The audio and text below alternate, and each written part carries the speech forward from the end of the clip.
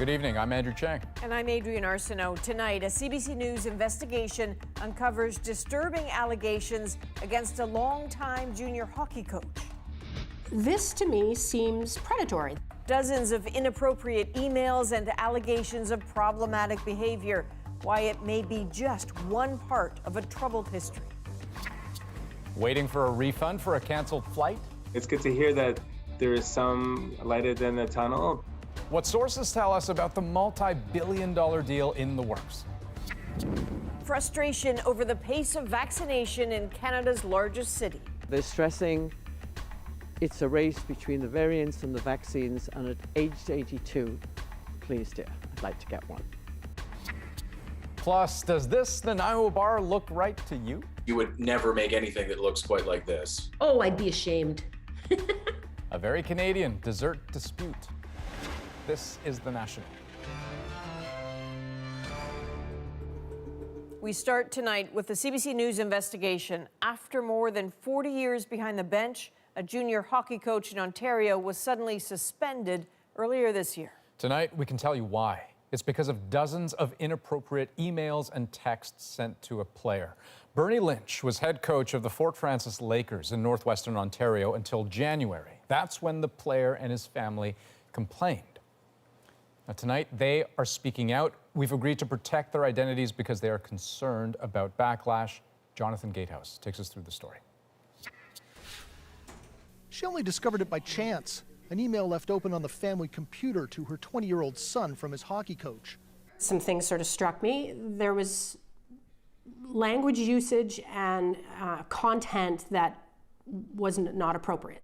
It turned out to be only one of many concerning emails Bernie Lynch sent to his young charge. The last thing I think of when I go to sleep at night, and the first thing I think of when I wake up, is you, reads one email. Passionately missing you. I love you, he signs off. Dozens of unwanted messages, up to 50 in one day, cajoled, threatened, and pleaded. My stomach and heart ache. I miss you so, said one text. He said I was his quote-unquote best friend, but I think he wanted more than that, because the way he spoke and the way he was texting and whatnot, it sounded more like I was a lover than a friend. Just one ticket? Yeah. At first, the player thought Lynch wanted to help him. Then he says things got more intense. The coach pressured him to hang out at his apartment and became angry when the player refused. This, to me, seems predatory. It is completely in violation of a coach-player relationship and the way in which a coach should communicate to a player, and this is not right. On January 1st, the player's parents sent the team president an email outlining their concerns, sharing the texts and emails. The next day, Lynch was suspended without pay and ordered to have no contact with players. Hockey Canada, the sport's governing body, is investigating, but to date, neither the player nor his mother have been contacted by anyone from the organization. Hockey Canada declined to explain why that is, or to provide CBC News with any details of its investigation. CBC News has spoken to a number of Fort Frances players who shared other concerns about Lynch, detailing bullying behavior and his use of sexually charged language and slurs during practices and in the dressing room. When asked about all of these allegations, Lynch declined to speak to CBC News and says he has yet to be contacted by anyone involved in the investigation. Okay, and so Jonathan, what else have you learned about this coach? We've been looking back at Bernie Lynch's career, which spans more than 4 decades and involves teams across Canada, the US, and Europe. And we've learned of similar allegations in the past, including a police investigation 20 years ago in Saskatchewan, which did not result in charges. We'll have more on all of this in the coming days. Okay, Jonathan Gatehouse, thank you. Talks on a rescue package for Canada's airlines are said to be in their final stages, and Air Canada may be prepared to pay back passengers for flights canceled because of the pandemic. That's a key condition towards reaching any deal. But as Ashley Burke tells us, there's still some turbulence. Please follow social distancing rules. It's an industry in pain, cutting regional routes and workers as the pandemic stretches on, decimating air traffic. But sources say the government is close to reaching a deal with airlines to help. My understanding is the solution is imminent, but frankly, I thought it was imminent over a month ago. So we'll see where this thing ends up, but it's got to get done quick. Jerry Dias represents 15,000 airline workers. He says talks with the government are over a $7 to $9 billion package in low-interest loans for the industry, and there are conditions. I do know firsthand that Air Canada has already committed to repay the customers that are quite frustrated over receiving their money back. A sign of negotiations progressing. We've been really clear that refunds are a precondition to any deal. Some Air Canada passengers relieved. Elated. I mean, it's good to hear that there is some light at the end of the tunnel. Sean Lee Hyung's out $700. His Air Canada flight to Barcelona for a friend's wedding canceled due to COVID-19. He spent the last 9 months trying to get his money back with no luck. I do have concerns if it will happen, but it's sort of, at least it's hope. Before there was none. The Business Council of Canada's concerns are that Canadian airlines are falling behind other countries where governments have already provided packages, and say that could hurt customers later. I think it's really, really important that Canadians are aware that the choices that they had before, the price competitiveness that they had before, will not be there for them the more these airlines are on life support. That could mean fewer airlines flying, fewer routes, and prices much higher than before. Ashley, what is it that's still being sorted out between the government and the airlines for this deal to be reached? Well, Adrienne, these talks are confidential. Airlines, including Air Canada, say they cannot comment publicly. But sources say that while the talks are progressing, there are still points of tension, including WestJet wanting the government to release plans about restarting the industry once it's safe to do so, something that the government has been reluctant to do because the future of the industry is unclear. Now, the Globe and Mail has also reported the government has asked for some sort of equity stake in companies in exchange for these loans, meaning that it could own a percentage of the business. Interesting. Ashley Burke in Ottawa. Thanks, Ashley. Thank you. And it's not just airlines looking to Ottawa for financial support during this crisis. Most of Canada's premiers made a united demand today for a huge increase to federal health care funding. Here's David Cochran on how much they're looking for and how the feds are responding. Welcome to this news conference of the Council of Federation. This is how the premiers come together in the age of COVID, gathering virtually to send a message to Ottawa. Our health system face a financial problem, a major financial problem. A problem they say $28 billion a year in federal funding could help solve. An old demand packaged in a coordinated way with a clear target. I raised the example with the Prime Minister of a young woman who felt a lump in her breast. Premiers using personal stories to put personal pressure on the Prime Minister. When I raised this story, a true story with the Prime Minister, he looked across the table at me and said, "I'm not your banker. I don't need a banker. We don't need a banker. Canadians don't need a banker. We need a partner." In a statement, the Prime Minister's office said, "We don't know what the Premier is talking about." The Prime Minister worked collaboratively with premiers to have Canadians' backs through this crisis. Some of these premiers have cut taxes, others don't have a sales tax, but they all say they can't make ends meet because of the federal government, and warn it will get worse.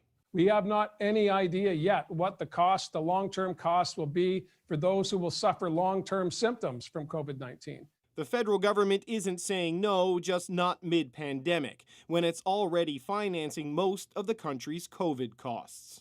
If COVID-19, and God, we all hope that's the case, is looking like it's in the rearview mirror this summer, that would be the time where the government of Canada would be in a position to say to them, this is the amount of money that we're prepared to spend. The premiers were hoping, though likely not expecting, to get this money in the upcoming budget, the focus of which will overwhelmingly be on the crisis of the pandemic and the economic recovery. David Cochran, CBC News, Ottawa. And Rosie and the At Issue panel are going to pick up on this, dissecting the Premier's strategy and how it could all play into the next federal election. That's in about 20 minutes. Today, Health Canada reaffirmed that its review of the single-dose Johnson & Johnson vaccine is going well, and approval could be right around the corner. We're expecting to have that completed and a decision in the next few days, I would say within the next 7 days or so. Health Canada is also moving to fast-track modified vaccine booster shots targeting COVID-19 variants, Moderna, Pfizer, and AstraZeneca are all working on boosters. Health Canada will not require them to submit clinical trial data. Instead, it will rely on lab work to speed things up. Meanwhile, Ontarians are waiting for the vaccination drive itself to speed up, especially in Toronto, where seniors over 80 and their families are getting increasingly worried. The city still has not started giving them shots or even articulated a detailed plan. Here's Magda Gebrselassie on how that is fraying nerves. In the race to get vaccines into arms, seniors living in Toronto are worried they're being left behind. They're stressing it's a race between the variants and the vaccines, and at age 82, please dear, I'd like to get one. Parts of the province opened up vaccination sites to people age 80 and above this week, but some have had to wait in long lines out in the cold. Meanwhile, Toronto has no city-run sites giving shots to that age group. Officials said they were waiting for the provincial booking site to go up on March 15th and for more vaccines. That time period where they don't have the supply, they should have been planning. Like, why isn't this already done? Suzanne Sutcliffe is worried and can't understand why her 97-year-old mother, a veteran, is left waiting. And she's frail and vulnerable. There's the weight and the feeling like, I'm walking on a tightrope, variants, PSWs coming in and out. Some hospitals are forging ahead on their own. They've set up pre-registration sites, and some have even started giving out shots. Unity Health Toronto started vaccinating a small number of 80-plus-year-old patients this week at its hospitals, with more to come next week. This doctor's patients got to be part of the pilot project. It's very rare that you really get to give what feels like a gift to patients and bring them such good news.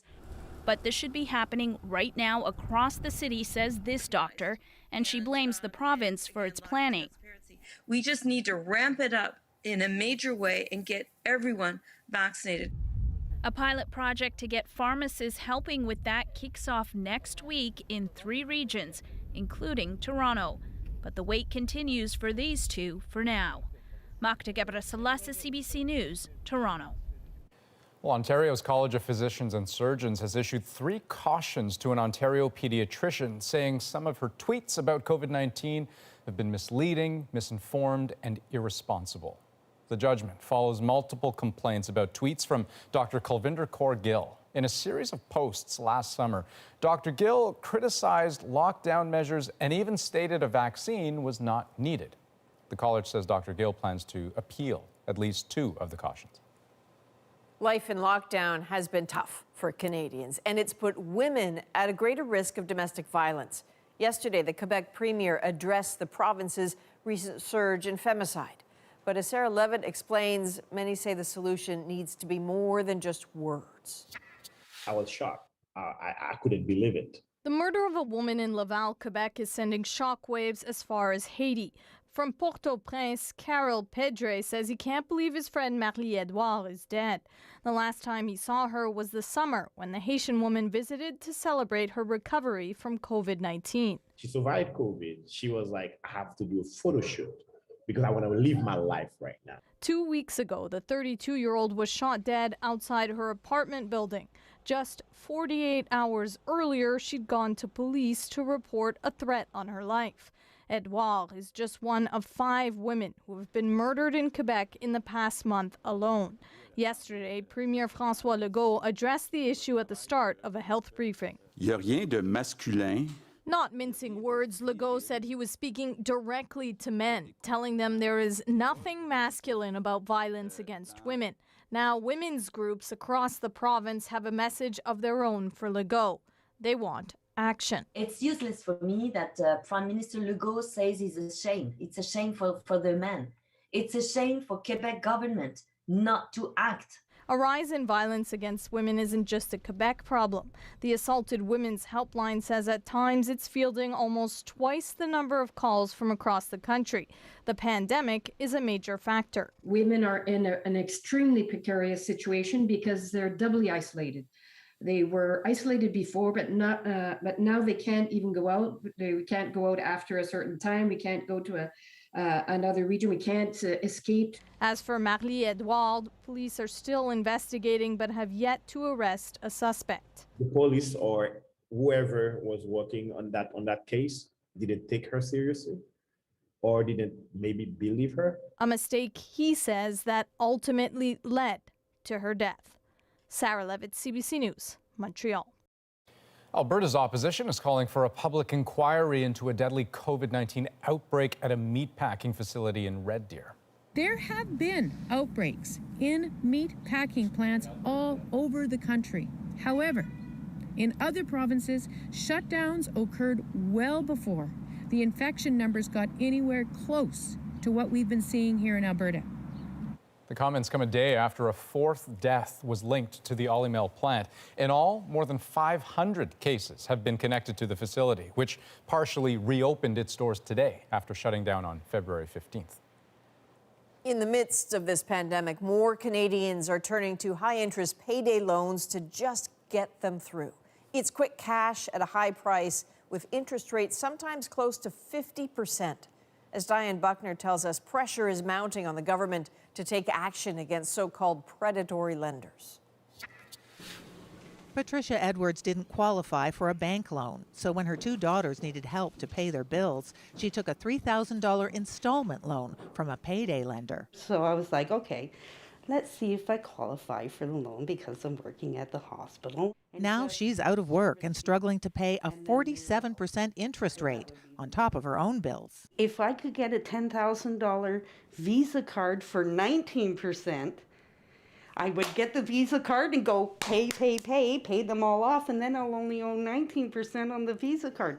This borrower, who wants to keep her identity confidential, also turned to a payday lender after she couldn't get a bank loan to support her sick mother. Bills were piling up because she was out of work for so long, so I figured I would take the loan to at least help with our rent. She too lost her job during the pandemic and was forced to refinance. Now she's struggling to stay on top of 3 high-interest loans. In a statement to CBC News, the group that represents many of these lenders says its members are highly regulated and licensed under provincial legislation across Canada, and that unsecured loans are costly to provide. Acorn Canada, a national agency that advocates for low-income people, has been stepping up pressure, urging the federal government to limit what alternative lenders can charge. A lot of people are taking out these loans to buy food, to pay their rent. It is urgent. This senator says she intends to launch a bill that would cap interest rates at 20%. Canada is like a gold mine to these institutions because of the current state of legislation we have in place. On the first day. But Patricia Edwards is among those calling on Ottawa to take action more urgently. Hopefully, we can get the attention of those who have more power than us. She hopes to see new rules announced in the upcoming federal budget. Diane Buckner, CBC News, Toronto. Well, turning now to Nova Scotia with an update on an ongoing conflict between Indigenous and commercial fishermen. Ottawa is saying Indigenous fisheries can operate, but only within the commercial fishing season. Kayla Hounsel shows us how that's going down. On the day the Siboney First Nation was celebrating the return of seized lobster traps from the Department of Fisheries and Oceans, the minister also delivered a blow. Mi'kmaq fishers will have to fish within a regulated commercial season if they want to legally catch and sell lobster. We're a treaty-based fishery, and those treaties have not changed. We're going to continue to fish those treaties. Moderate livelihood fishing tags. Chief Mike Sack has been the face of the fight since his community launched what's known as a moderate livelihood fishery last fall. Band members have been fishing out of season, insisting they have a treaty right to do so that was upheld by the Supreme Court of Canada more than 2 decades ago. We ain't going anywhere either, man. It led to violence with non-Indigenous commercial fishers who have maintained they're concerned about conservation of the lobster stocks. Sack says his people can't fish within the season because it takes place in the winter and their boats aren't big enough. You could literally fit 4 of our boats on one of their boats, so it's just apples and oranges. The Mi'kmaq say the decision has been made without adequate consultation. The fisheries minister says this is about implementing their right to fish, but that the Supreme Court decision also says treaty rights are subject to regulation as long as it can be justified. It's extremely important for conservation reasons to make sure that the moderate livelihood fishery also takes place during a season when lobsters are replenished. Commercial fishers say enforcement will be key. I think there's still a lot of work to be done to satisfy the rights of Indigenous people and also to protect the fishery for all of us. The minister says DFO officers will be out on the water to stop illegal fishing. Chief Sack says he'll support his people in court if he has to, but hopes it doesn't come to that. Kayla Hounsell, CBC News, Halifax. Well, more details are emerging about Tuesday night's risky operation to save 31 crew members from the Atlantic Destiny off the coast of Nova Scotia. Our aircraft had a malfunction which the crew responded to and handled according to all standard operating procedures. So one of the Canadian helicopters assisting that night was forced to abort partway through. Fortunately, 2 U.S. Coast Guard helicopters stepped in, lifting 21 crew members to safety.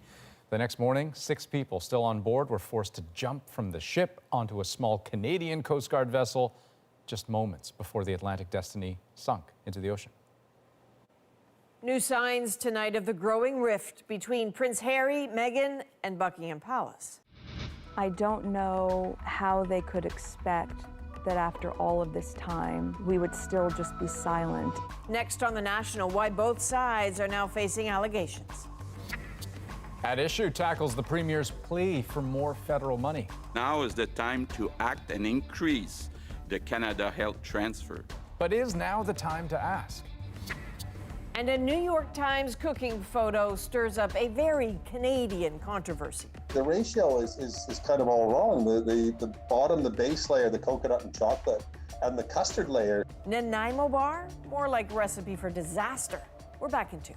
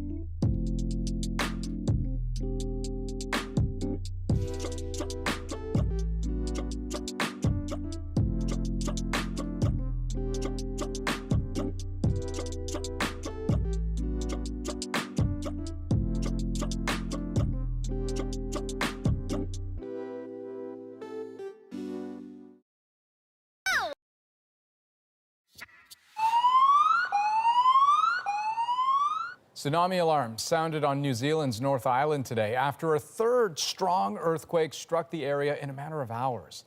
The latest, a magnitude 8, following 2 others with a magnitude above 7. Thousands evacuated to higher ground while residents in Auckland were put on alert. What we're asking people is to try and stay calm, touch base with people that you love, check on the people that you know might be most at risk, and to really just listen to the advice that is coming through. Fortunately, there are no reports of damage or casualties from the quakes, and the tsunami threat level has now been downgraded. There are more rumblings of discord tonight in the royal family, with the Duchess of Sussex accusing Buckingham Palace of spreading falsehoods about her and her husband, Prince Harry. Margaret Evans explains the rift. How do you feel about the palace hearing you speak your truth today? A teaser for the Oprah Winfrey interview with the Duke and Duchess of Sussex, better known as Harry and Meghan. Even before the ads started appearing, media reports here had the royal family bracing itself for a coming storm. I don't know how they could expect that after all of this time, we would still just be silent if there is an active role that the firm is playing in perpetuating falsehoods about us. Good evening, Meghan. The interview will also touch on Harry's acrimonious relationship with the British media and the blame he places on the tabloids in particular for hounding his mother, Princess Diana, something he says he feared seeing repeated with Meghan. Yesterday, the Times newspaper here published a story about alleged bullying complaints against Meghan by former aides. That prompted a response from the palace, which issued a statement saying it's very concerned about the allegations and pledging to investigate them. Effectively, you have sanctioning from the Queen to launch an investigation into allegations against her grandson and his wife in terms of bullying. It couldn't be more serious. It couldn't be more high stakes. Yeah, I'd love one. Just last week, Harry was seen cavorting on a double-decker bus in Los Angeles in another high-profile interview, talking about Zooming with his grandparents. This week, his and Meghan's representatives have accused Buckingham Palace of orchestrating a smear campaign against them. No one seems to be playing happy families anymore. We're certainly seeing in the last few weeks an unbelievable decline in what was already a really strained relationship. And all in the midst of a pandemic, the country in lockdown, and Harry's 99-year-old grandfather, Prince Philip, still in hospital. Margaret Evans, CBC News, London. Well, ahead tonight, the New York Times post that has Canadians shaking their heads. It sounds like you'd never make anything that looks like this. Oh, I'd be ashamed. We'll get to the bottom of the so-called Nanaimo Bar. Next, though, Rosie's here with that issue. Adrian, today the premiers made their case again for more federal health care funding. Canadians don't need a banker, we need a partner. But is Ottawa listening this time? Chantal, Andrew, and Althea will join all of us to talk about that after the break.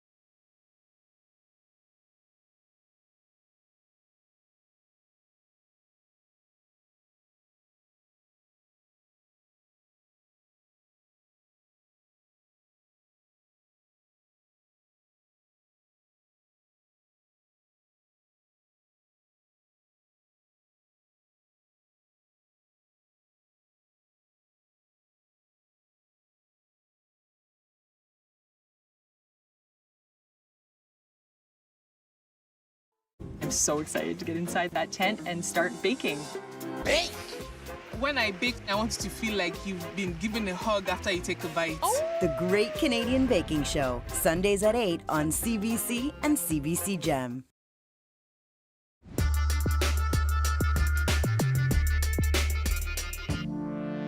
Today, we'll all have the same message for the federal government. Now is the time to act and increase the Canada Health Transfer. We need to address this issue now. In this upcoming budget, in the COVID context, when health matters more than ever. It shouldn't take a pandemic to get the attention of the federal government on this important topic. Canadians don't need a banker, we need a partner. It's time for the Prime Minister to step up, to work with the provinces and become a true funding partner. If this is not the time to talk about healthcare, when would that be? In case you didn't get that, the Premier's presented a united message today calling for an increase in federal healthcare funding from about 22% up to 35%. So is Ottawa listening? Is now the time for that conversation? It's Thursday. I'm here with that issue. It's a time for that conversation here anyway. Chantal Hébert, Andrew Coyne, and Althea Raj. This is not the first time, Althea, that we have seen the Premiers make this call, but it did feel like a bit of a pile-on today because it was heavily coordinated and choreographed. How do you think that message was received? Well, it was not welcomed, but it wasn't surprising either. The Prime Minister's point of view has not changed. The Premier's point of view has not changed. I mean, this is a story where they're both actually kind of right. And the Premiers are trying to put pressure on two fronts. One, they are hoping that this is going to be in the budget. It's probably not going to be in the budget, as the Prime Minister has suggested, because he said, I want to deal with COVID first, and we'll talk about healthcare transfers after. But the key point is that they want unconditional transfers, and Ottawa wants conditional transfers. And it was pretty funny, actually, listening to this press conference and watching Jason Kenney twist himself into a pretzel, saying that, you know, when the Conservatives were in power, well, the provinces were overspending on healthcare, but now that he's a provincial premier, you know, everything is not at all the same. The provinces have tightened their belt, and Ottawa really needs to pony up more money. It's clear that this is either going to be something that Ottawa needs to deal with as a government, or it's something that's going to happen during the campaign, because the provincial premiers have also said that they plan to make this an election issue. Chantal, I mean, I do see the federal government's point. Like, this seems like it seems like the wrong time to start this negotiation, but at the same time, it's what a lot of Canadians are thinking about, is the state of our healthcare system too. Yes, but as Althea says, it cuts both ways. For one, how many conversations did Stephen Harper have with the premiers when he was in power over how much he was going to transfer for healthcare? The short answer is zero. So let's settle that there. Second, how successful were the premiers, or most premiers, the last time they brought an issue in an election campaign? That would be a year and a half ago, and it would be called the carbon tax. And here we are today. So, yes, the Canadians are concerned about funding for healthcare. They usually are. But they are also concerned about what they saw in long-term care, which is Justin Trudeau's entry into the conversation. So it might well be that if the premiers want to achieve some measure of success on an increase in health transfers, and I'm not saying they don't have a case, except I've heard that case for 20 years, and I've not noticed that it impacted on election outcomes. But if they want it, they might want to start the conversation on something other than send us money. Yeah. Andrew, what did you make of their plea and how it's, well, I mean, it really hasn't been well received because nothing's happened since the first time they made it. Or the 100th time they made it. Yeah, I mean, the one thing the premiers can ever agree on is more money from Ottawa. And let's be clear, it's more money. It's not more money for health care. The dollars don't have little labels attached to them. They can spend them any way they see fit. You can make a coherent argument. It's contentious, but you can at least make a coherent argument for conditional transfers. If Ottawa wants or needs or deserves some role in impinging on provincial imperatives with healthcare, then it's perfectly entitled to attach conditions, and the provinces can take it or leave it. There's no, as I say, you can disagree with that if you like, but there's not even any coherence to the argument for unconditional transfers. This is the problem we have in this country, is that we have a healthcare system where you really can't know who's responsible for spending and who's responsible for results. It just allows each level of government to point the finger at each other interminably. Where the provinces have a case is in the long run. In the long run, we are facing an aging population. Most of the costs of that are going to be for healthcare. Most of that is going to be on the provinces. That's a strong argument for transferring tax room to the provinces. Not just transferring dollars, but giving them tax responsibility, which is money they then raise from their publics and have to be responsible to their electorates for how it's spent. That's the long-term solution to this. Simply shoveling more money that's in the form of cash transfers, it just means more of the same endless game of finger pointing, and it's not helpful, and it should not be a priority at this moment when the federal government is juggling every other ball it can think of. Sorry, Althea, you went in there? Yeah. I don't know that that's fair. I think most Canadians who interact with the healthcare services sector feel that there is a great need. The problem, and I think Andrew alluded to this, is that while Quebec might want help funding the 8,000 new posts that it's created this year in the long run, you have Jason Kenney, who actually is making the Prime Minister's argument for him by not being there, by saying, well, we cut taxes this year and we intend to do that again because that's where our focus is. Well, Ottawa doesn't want to send more money if instead of investing it in the healthcare sector, you're going to be using it to cut taxes. Yes, yeah, exactly.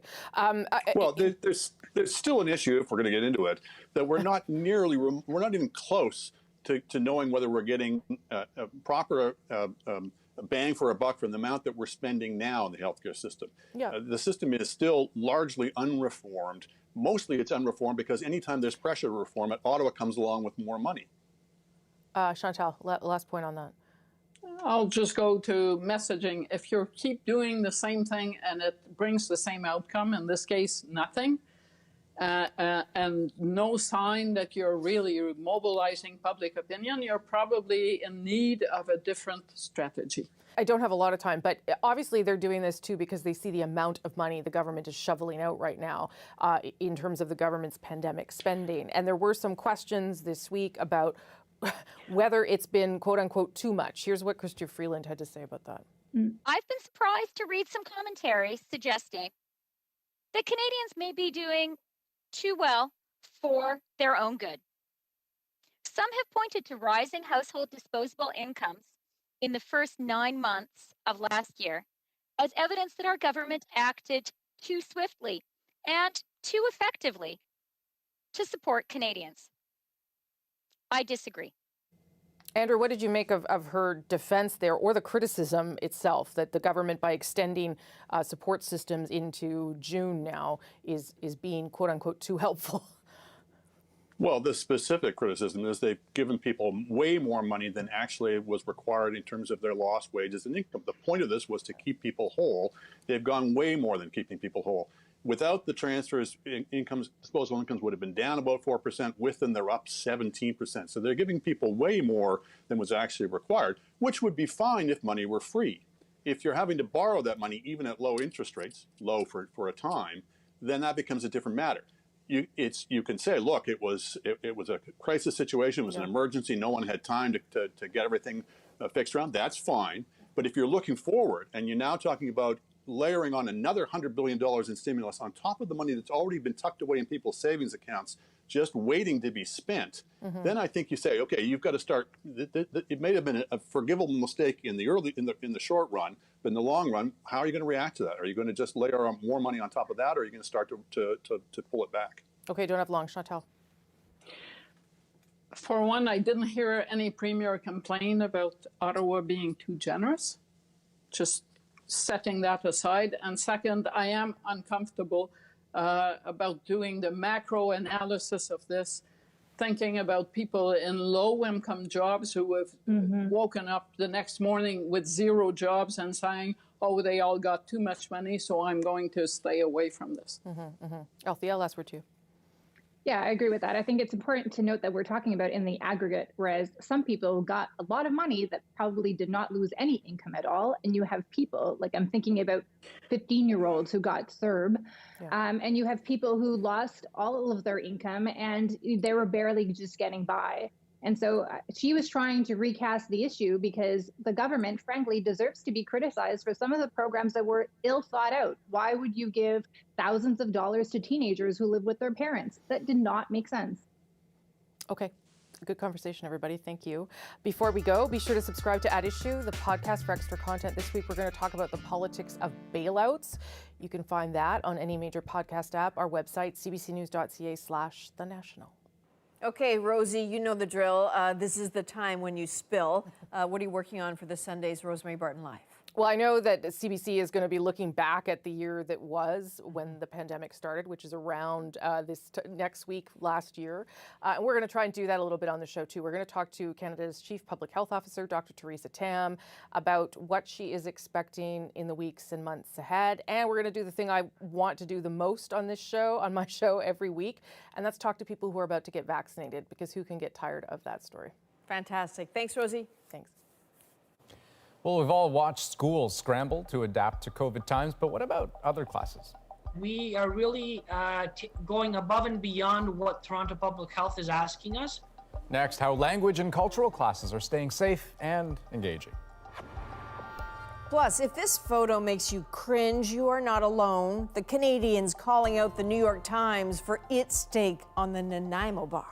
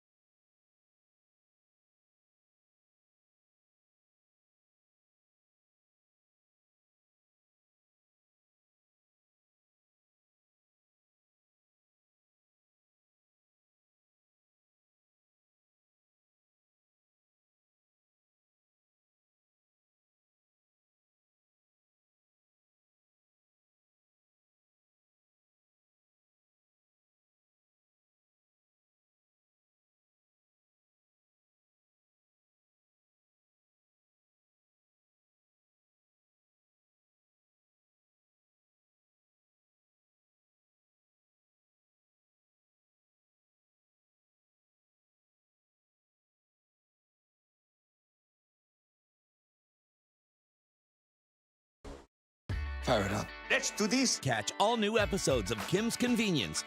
Oh! Zicky zacky, zicky zacky, hoi, hoi, hoi! Killing it. 80s. Only on CBC and CBC Gem. Bam. Are you serious? Don't freak out. Oh, snap. All good now. The show, it's amazing. Totally.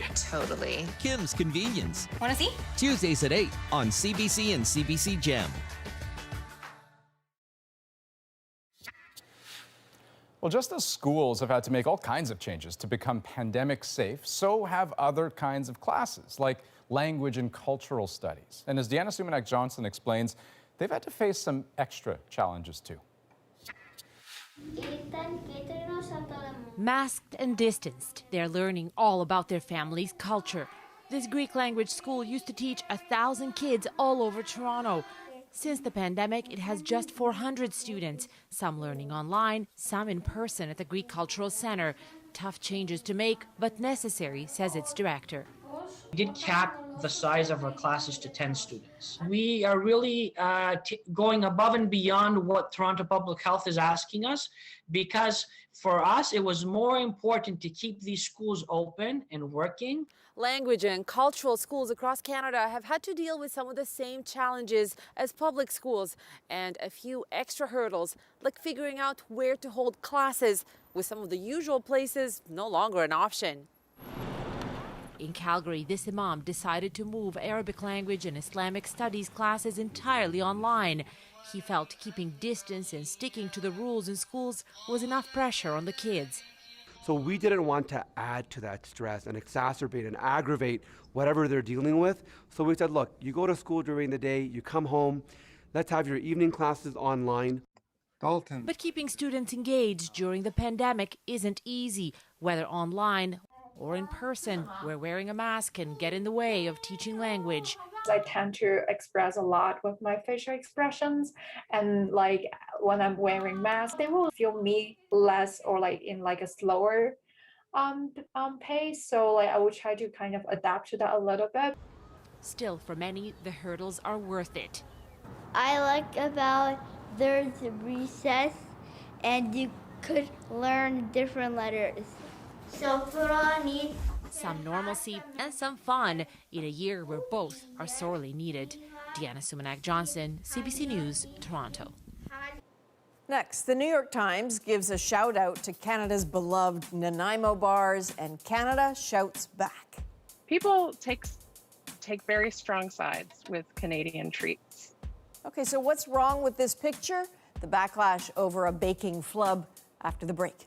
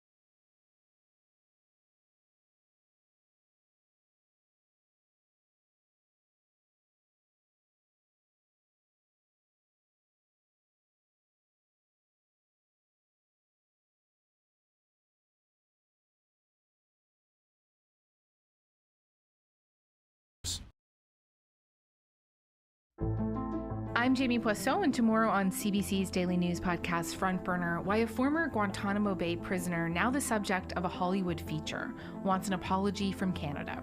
Subscribe wherever you get your podcasts. Okay, Canadians are pretty proud of their iconic Nanaimo Bar. So when New York Times Cooking posted this on its Instagram account, it got a bit of a reaction.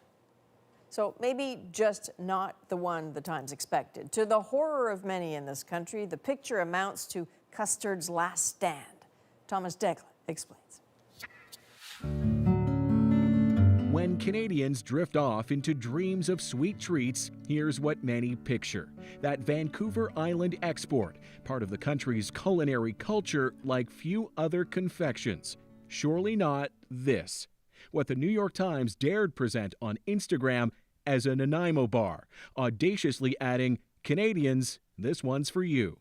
The ratio is kind of all wrong. The bottom, the base layer, the coconut and chocolate, and the custard layer should, in my mind, be more equal. Some dessert lovers on social media were less diplomatic, calling it un-Canadian, a sad square, or even a brownie. This is exactly what a Nanaimo bar should look like. This is the proportion.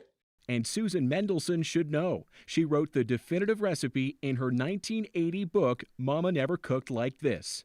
So it sounds like you'd never make anything that looks like this. Oh, I'd be ashamed. What's more, the New York Times actually used her recipe when it told readers about the Nanaimo Bar 2 years ago. So how did those well-proportioned goodies become these unshapely imposters?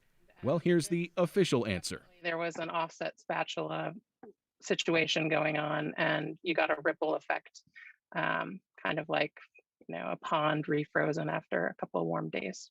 In 2019, Canada Post defended against complaints about a Nanaimo Bar stamp with an outsized custard layer, saying there are variations on the dessert across the country.